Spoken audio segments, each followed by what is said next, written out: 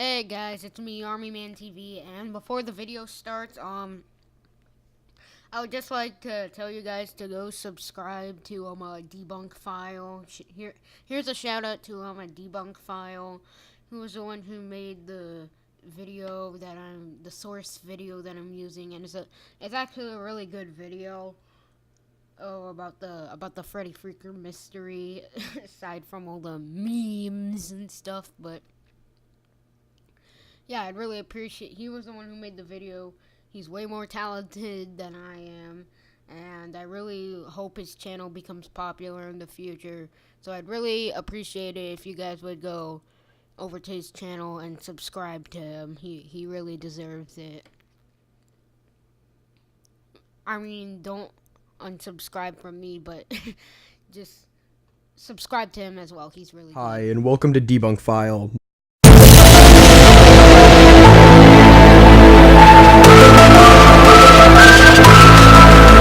My name is Sep, and today we are going to be talking about the infamous Freddy Freaker.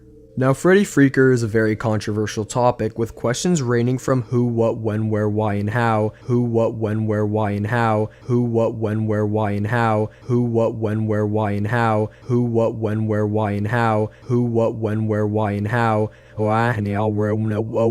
and today I hope to answer those. To start off, let's look at the commercial. It's nothing other than your Freddy Freaker.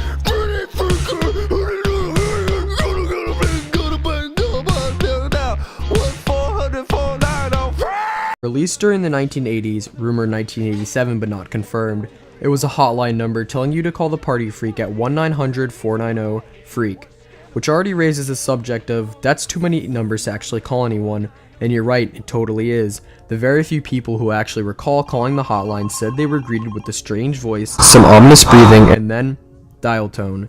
Some others said it was a joke hotline, but I'm going to go with the few first-hand interactions. But that's right, Freddy himself hangs up on you.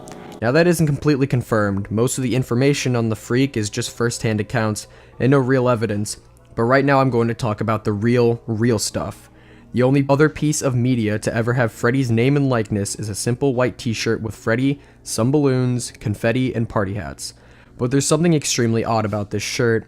The top seems blurred, almost photoshopped, and that text seems weirdly out of place and looks digitally put there as well. So I'm going to take a big jump here and say the shirt is real, well, at least the lower half. The top is definitely blurred out and the text is definitely not the original writing. There was also a hoodie planned, but that's all it was. Planned, no pictures or visual evidence.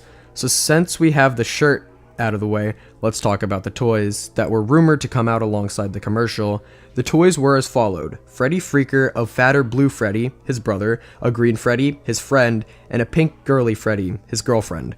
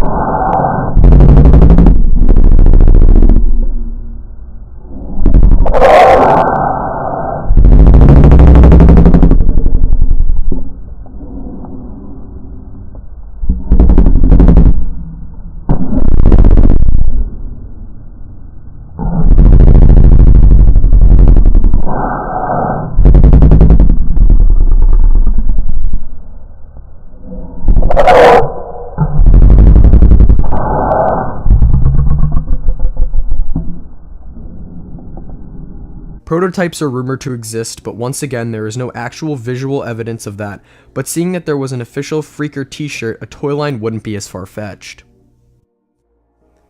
Now we've talked about merchandising, but let's actually talk about the behind the scenes. The two companies mentioned were LA Toys and Star Wars Entertainment. It's tough to say who did what in the process of making the commercial and merchandise, because both specialize in movie props and puppeteering.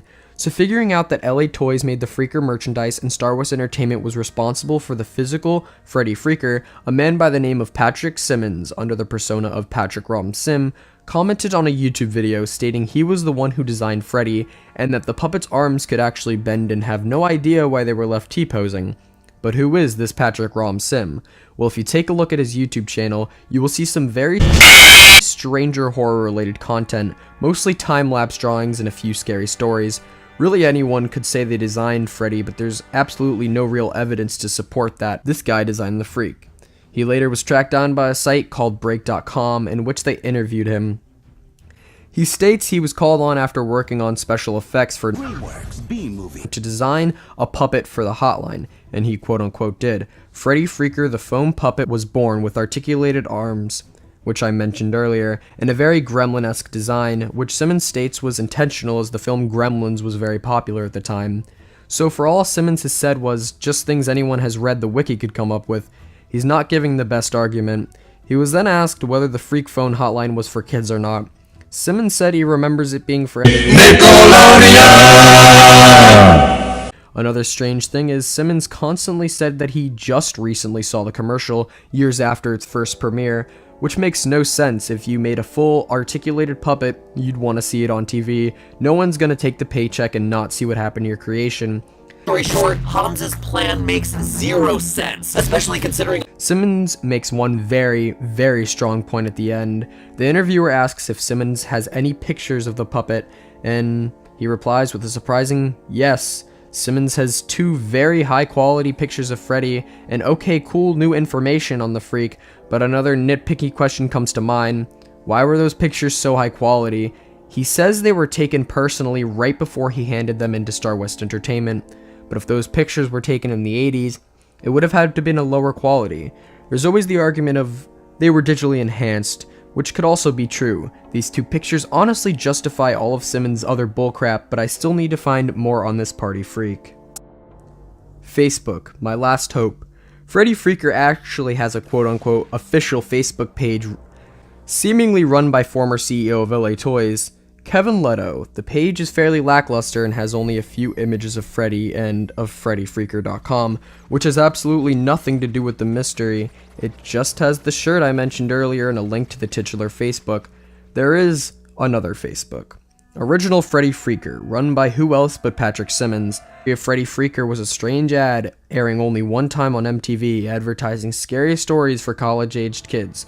A toy line, some shirts, and a hoodie were a money grab to capitalize on Freddy's success, sort of like other ads like the Kool-Aid Man and the Noid. The puppet was created by a small special effects guy, Patrick Simmons, working on stuff like Friday the 13th and Nightmare on Elm Street. But alas, MTV's short-lived freak scared his way into our lives and is never to be forgotten. I'm gonna call the file undetermined. There's still so much I want to know about Freddy, but sadly we may never get a full story. I hope you guys enjoyed this video and hopefully you learned something.